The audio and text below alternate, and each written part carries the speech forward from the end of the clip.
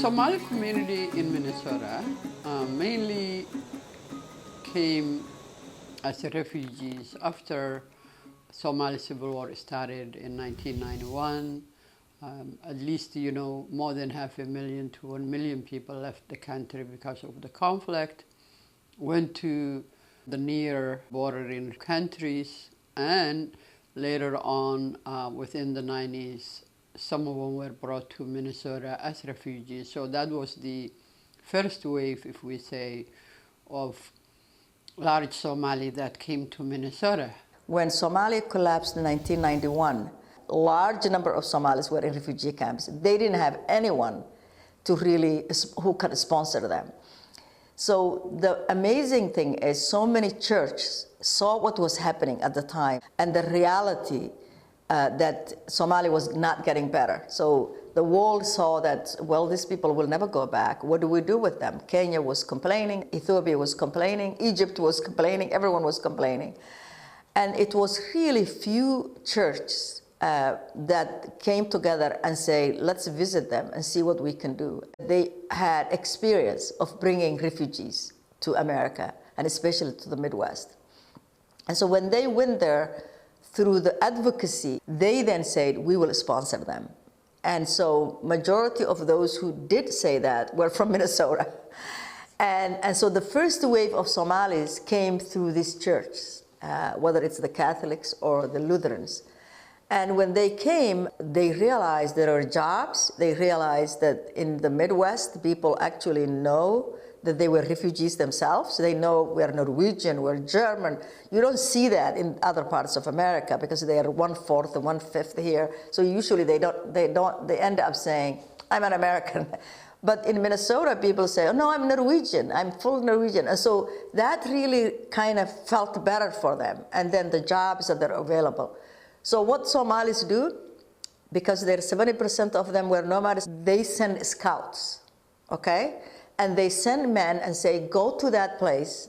In the nomadic life, you send people to find if it's a good grazing area, if there is rain coming, if there are good neighborhoods that we can live with. And then they go and they say, oh, we can move to that area.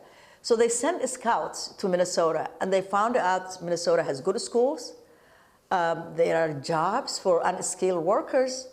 And that's how all the Somalis put the alarm. Minnesota is the place to go. And that's how they came to Minnesota.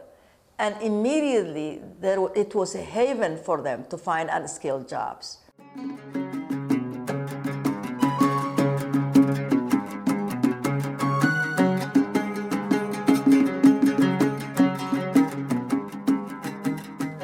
These Somalis first find out that there were meat, or actually turkey processing plants in Marshall, Minnesota, as a matter of fact.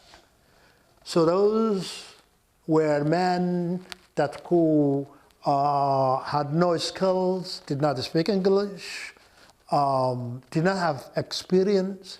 The word went out. Everybody came.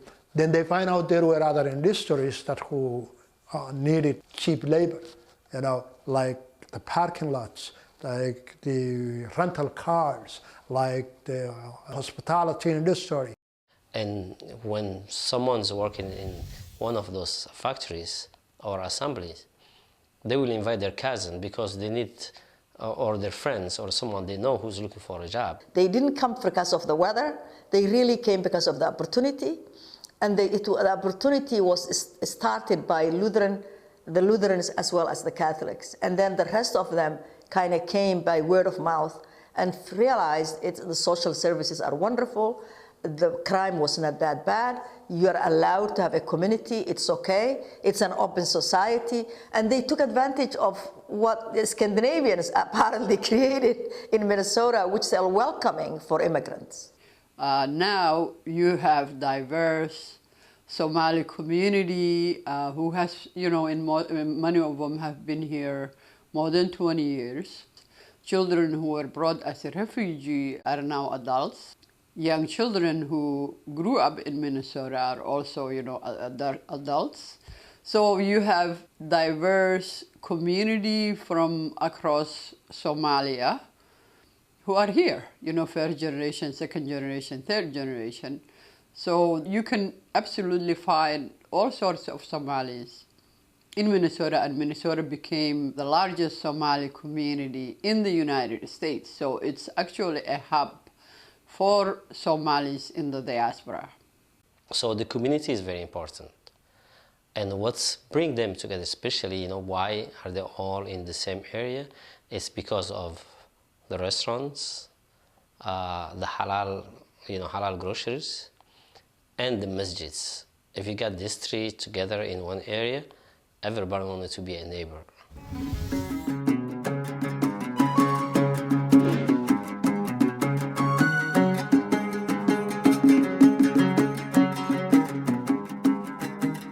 As a Somali community, essentially we're a collective group.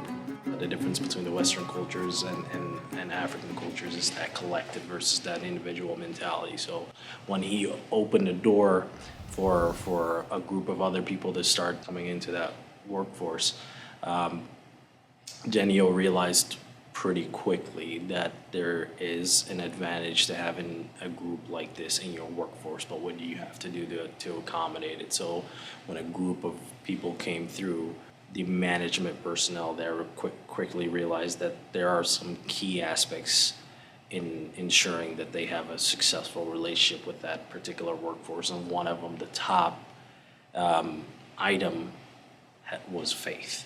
And in our community, that's really the most important thing. Nothing else really matters.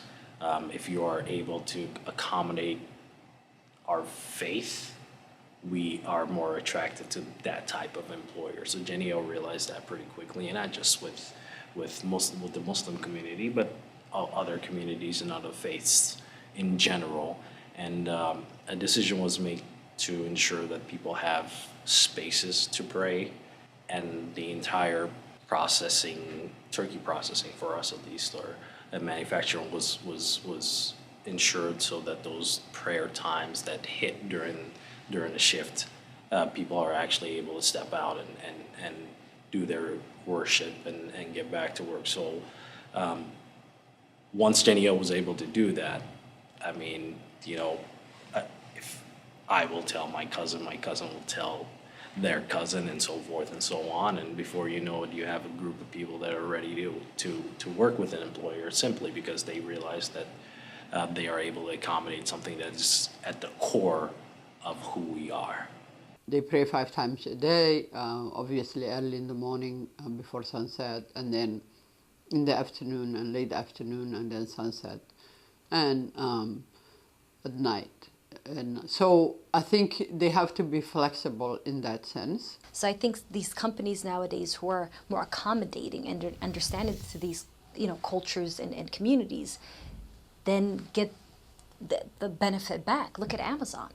Majority of their workers in their fulfillment centers are all East African elders. They help the community, not the community helps them back. They are trying as well to accommodate and to allow these communities to feel at home so that they can get, the benefit goes both ways. Some companies in Minnesota have been successful hiring the right people, and one of the key things they learned that they have to have a leader from the community who can work for them, like the supervisor. Because if there are issues, everybody goes to them, and the management goes to them, and the Somalis go to them.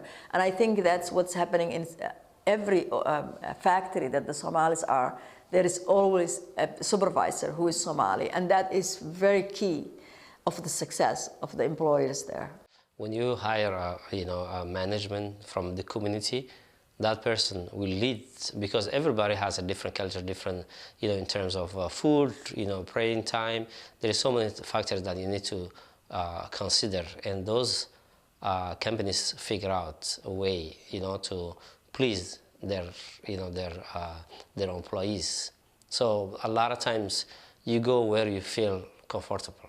You just don't go. You don't just follow the money, but if you think your value are respected, you want to work for that company and you have some loyalty to it. Because we have a good amount of representation from the Somali community within our management team. When the conversations are happening at the management level, we are representing those individuals, and we can say, okay, I understand that this is the way that we're going, but because we understand our workforce, especially this particular community, I can tell you that this idea, we're going to have some hurdles, and these are the hurdles that we're going to have to work through. If you don't have a representative from that large workforce within your management community, nobody in that room is going to see that is going to catch the obstacles within that idea, and you might implement it, and within 3-4 weeks, you may have lost time and money because you didn't have the proper representation in that room. To build trust, quite frankly, you're just going to, as an employer, you're just going to have to make sure that you take the effort to get representation from your workforce within your management staff. And if you're able to do that, I'm telling you, you will be successful. There's no doubt. And it's just not the Somali community. Anytime you have a large group of folks and they are not represented within your management team, irrespective of how much diversity and inclusion you may want to advertise, that trust is just not going to be there until they see representation within your management team.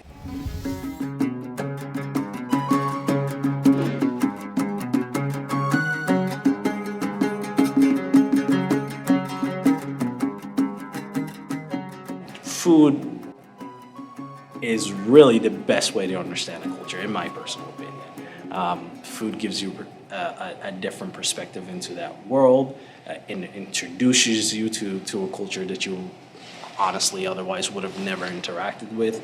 So those are specific things that we intentionally do to understand, number one, to celebrate cultures, but to give everyone an opportunity to tap into someone else's world that you've been working with for 5-6 years through taste. You can clearly see in people's faces that they feel valued because, again, you've been able to represent them and you've been able to celebrate them. And if you're able to successfully do those two things, turnover is not going to be a concern of yours, to be quite frank with you.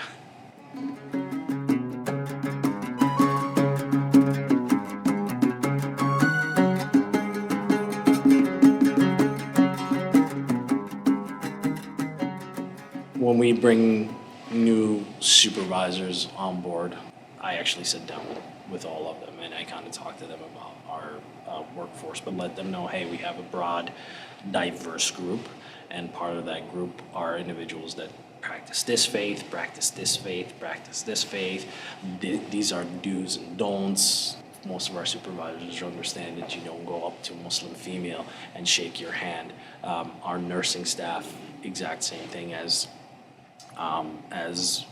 issues come up and our employees need to be seen for ergonomic issues. We do have a female nurse that is able to address the concerns of that individual. The nice part, again, about representation is, and having someone that understands both sides of these two different cultures, is the ability for these supervisors or management personnel to come into my office and say, hey, can I ask you a question about this? Why is this employee, for example, why doesn't she shake my hand?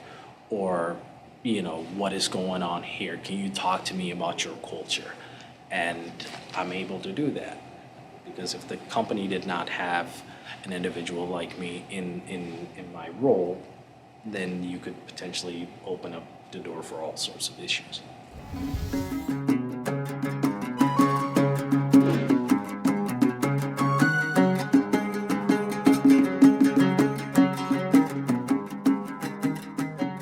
Somalis are very unique people. They try to understand everything.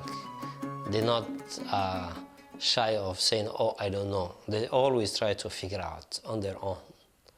So if you give them an opportunity and you give them some guidance, it will take few times for them to figure out.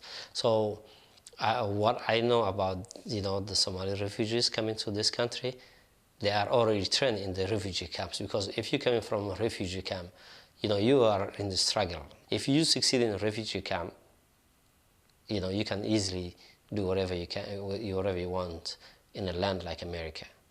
Diversity, I think, is always good for companies and any employer. When you have diverse workforce, you will have diverse people who would bring different ways of doing things. So they will contribute to the work and the goals of the company or the organization from, different perspectives. Not only do they make it better, but they kind of show you some of the opportunities that you could have never thought of. You're bringing someone with a different perspective that can give you a different look on processes, procedures, you name it, whatever your business is. Honestly, the likelihood of it hurting you is slim, but the likelihood of it helping you is tremendous if you're willing to work through that challenge. The biggest advantage that Minnesota has, I think we have in college and elementary schools and in university. I think we have like maybe 30,000 Somalis who are in schooling right now, and this is like a big asset for the state of Minnesota, for the workforce. This is, imagine. Because America is an aging, they consider like an aging country, but all these immigrants coming young is an asset for them. That's why they have the lottery system. That's why they're reselling people. So having young Somalis growing in Minnesota, it's gonna just benefit the state of Minnesota first. It actually does a disservice to your company and your business if you're unable to work with individuals like this because you're afraid of XYZ. I can tell you from a business that has been successful for so many years, it just makes business sense.